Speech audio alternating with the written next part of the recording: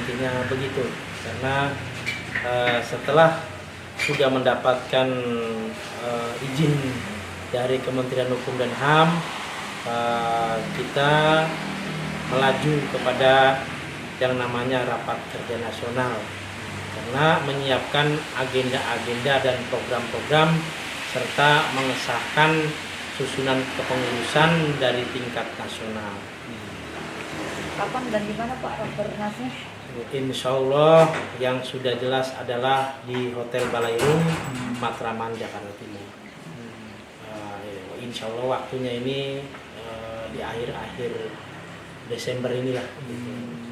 Poin-poin apa saja yang akan dibahas di Rakernas nanti? Poinnya ini adalah satu,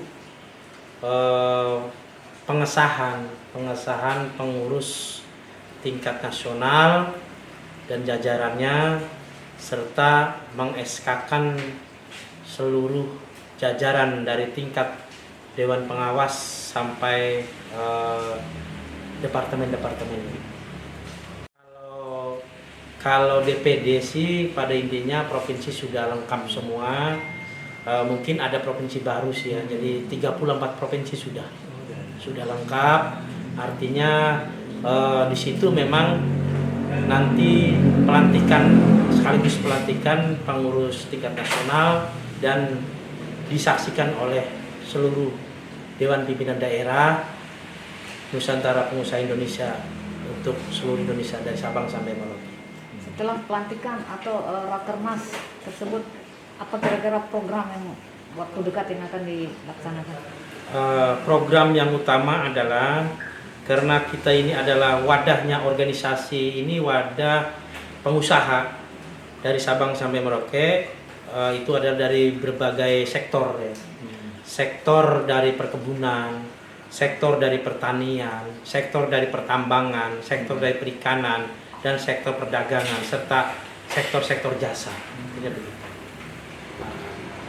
Dari Nusantara Pengusaha Indonesia sendiri sudah seperti apa di pemerintahan sendiri? Kalau di pemerintahan ya terutama di Kumham karena sudah mendapatkan memperoleh izin ya berarti sudah jelas.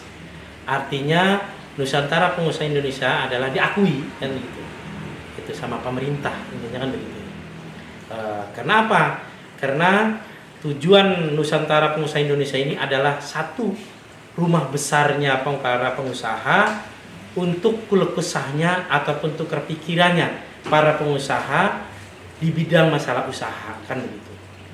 Yang mungkin notabene bagaimana supaya usaha ini bisa berkembang dan bagaimana yang usahanya itu kemarin menghadapi pandemi itu bagaimana bisa bangkit kembali, dan juga ada PR-PR besar terutama khususnya kontraktor. Karena tujuan Nusantara Pengusaha Indonesia ini bagaimana menggabungkan dari pengusaha-pengusaha dari dalam negeri sampai mancanegara. Nah, karena punya PR besar yaitu adalah yang sudah dulu pernah dipending masalah jembatan Selat Sunda. Inilah di Nusantara Pengusaha Indonesia ini akan kita bangun komunikasi bagaimana Jawa dan Sumatera bisa terwujud cita-cita, intinya gitu. Beda ya. Kalau itu beda, artinya dalam notabene itu berbeda sekali. Karena kalau Kadin beda, kalau kita ini juga beda gitu. Karena ini adalah para persatuannya ataupun rumah besarnya pengusaha dari seluruh sektor kita ini, bukan umpamanya konstruksi, bahkan pengusaha-pengusaha UKM pun, usaha kecil menengah dan usaha-usaha kaki lima pun kita siap kita di sini karena di sini ada berbagai anggota. Ada anggota tetap yaitu adalah para perseroan, CV, dan kalau anggota kehormatan, anggota biasa mungkin perorangannya begitu. Intinya begitu. Kita alhamdulillah negara kita ini kemarin setelah melewati masa pandemi, kita ini ekonomi mulai bangkit, mulai sudah bagus lah gitu. Karena apa? Karena pengusaha pun memang di sektor-sektor, ada beberapa sektor kemarin menghadapi pandemi itu agak kelimpungan memang. Tetapi setelah usai masa pandemi, alhamdulillah kawan-kawan kita juga istilahnya pengusaha-pengusaha jasa, pengusaha-pengusaha ekspedisi, pengusaha-pengusaha kontraktor sudah mulai berkembang kembali. Allah, di awal tahun nanti 2023 bagaimana kita bisa akan mengadakan diklat ataupun silaturahmi untuk kawan-kawan para pengusaha, intinya itu. Kalau kita sih memang sih dunia lagi Ukraina sama Rusia ini lagi perang ya, tetapi negara kita percayalah pertahanan negara kita kuat dari sektor apapun ya. Buktinya ada mungkin beberapa negara yang terpengaruh, umpamanya kemarin masalah perang Rusia sama Ukraina, tetapi negara kita nyatanya ekonominya stabil, malah meningkat gitu. Jadi pada dasarnya begitu, karena yang saya lihat, karena ujung tombaknya pembangunan itu adanya di pundaknya para pengusaha.